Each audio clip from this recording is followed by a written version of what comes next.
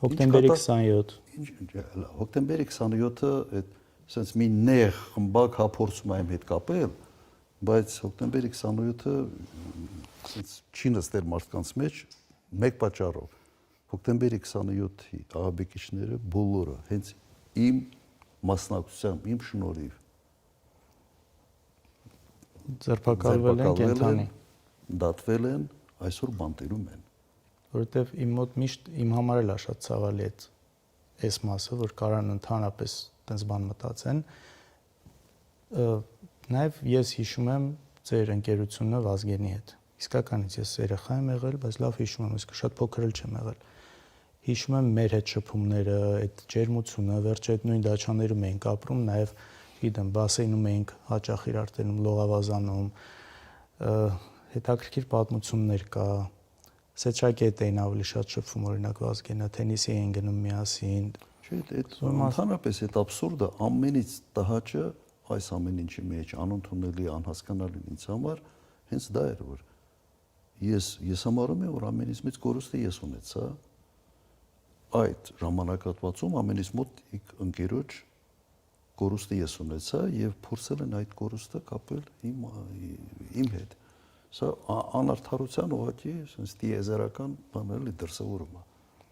Անընդունելի է եւ անհասկանալի։ Զգացողությունը ես ունեմ ու եւ ես ինձ գրքում մանրամասնությամբ ուղղակի մանրամասնորեն գրել եմ թե ինչ է կատարվել այդ օրը։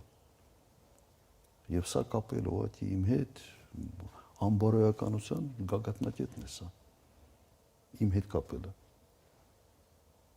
Ուրիշ բաներ, օրինակ, երբ որ ասում են ուրիշ էլ ինչ է։ Դե տես հիմնական այսպես ես մի քիչ նաև այդ կոմենտային տրամաբանության մեջի մեղադրանքներն եմ ասում, էլի, շատ իհարկե պրիմիտիվ թալանել, միլիարդներ։ Եթե այդ մեղադրանքները իրենց տակ որևէ հիմքեր ունենային, ես պիտի վերջի հիմար մարդ լինեի, որ այդ գայի Հայաստան։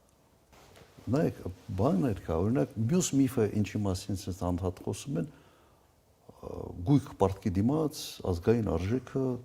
տվեցին Ռուսաստանին։ Ոնց քաջարաններ, գերմանացին գնաց,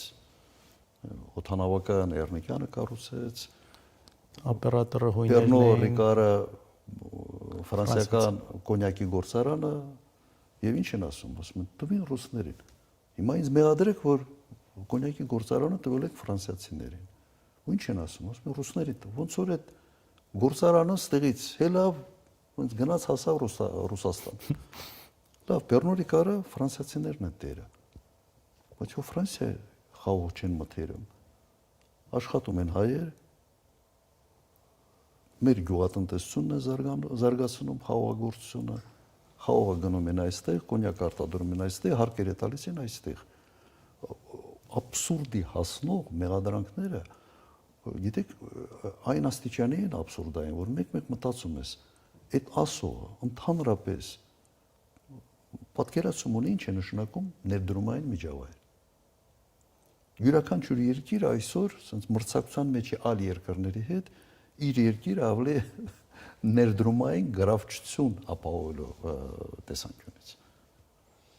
Հիմա եթե օրինակ պատկերացնենք հետեւյալը գույք պարտքի դիմաց։ Իդեպ այդ պարտքը գոյացել է չեն էլ պատկերացնում ինչի մասին է դա։ Ուղղակի լսել են, կրկնում են, հասկանում ես, խնդիրը այն է, որ շատերը խորությամբ չեն էլ հասկանում ինչա դա։ Հիմա լավ, ես պատկերացրեք։ Մենք գույքը, օրինակ, գույքը պարտքի դիմաց 100 միլիոն պարտք է Հայաստանը եղել, որը ես չեմ արել, միջև ինձ է կուտակվել, իդեպ ատոմակայանի վերականգնման հետ կապված։ Հիմա պատկերացրեք հետևյալը, չենք տալիս գույքը պարտքի դիմաց։ 100 միլիոն դոլարը մենք բյուջեից մարում ենք Ռուսաստանին, հետո Ռուսաստանը գալիս է այդ փողով գնում է այդ գույքը։ Վերջ, կինոն կավարտվեր։ Դե, դա էլ հասկանում ես, այն բանն է,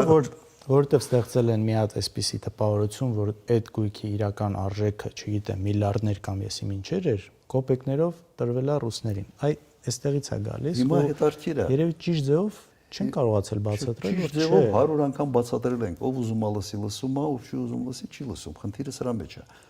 Ինչ ես կարծում, ես ու դու ինչով ենք նման։ Արտակինով։